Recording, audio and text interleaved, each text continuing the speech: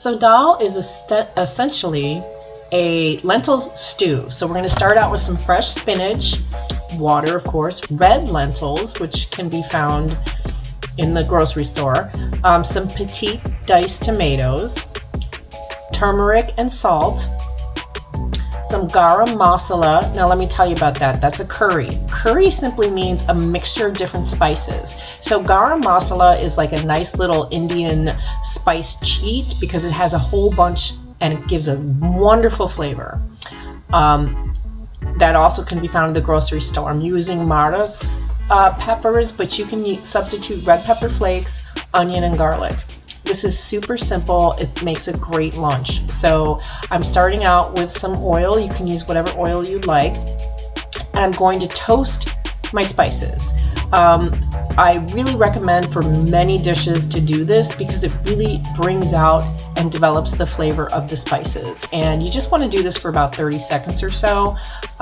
You don't want to, and you want to constantly stir them so they don't scorch.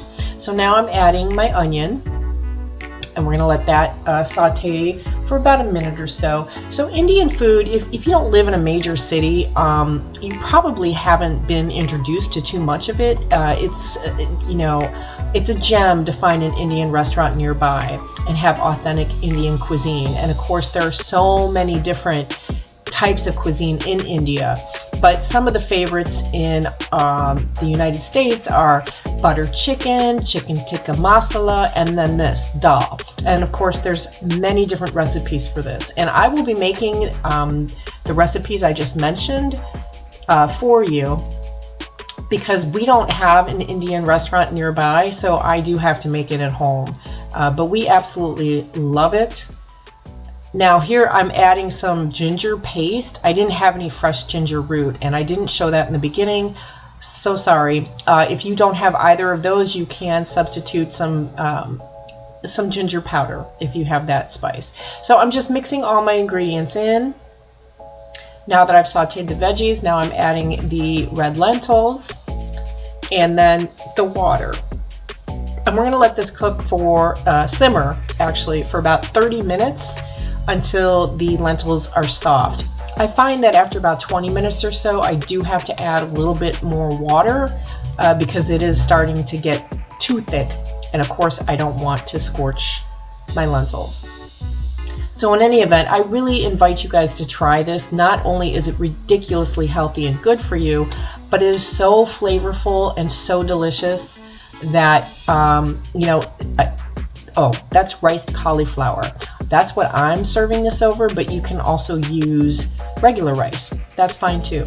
I really invite you guys to try this and expand your, culinary horizons because it is so worth it. And as you can see, this is super simple. It's done. JR doesn't want spinach in his, so I already took out his portion. And that's what I mean. A lot of these recipes are very adaptable for people who aren't like big vegetable fans or whatever.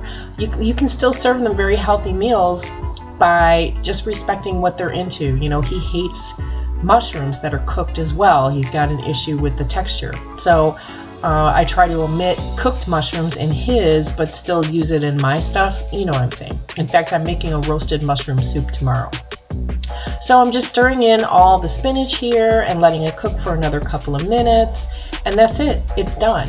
I'll be freezing the rest of my portion so I can have it for lunch at another time. There's JR's, and I put a dollop of homemade Greek plain yogurt on mine. He saw that and decided he wanted to try it with regular sour cream, and we both ate it up. In fact, I think he had more than one bowl. It's that good. Try it.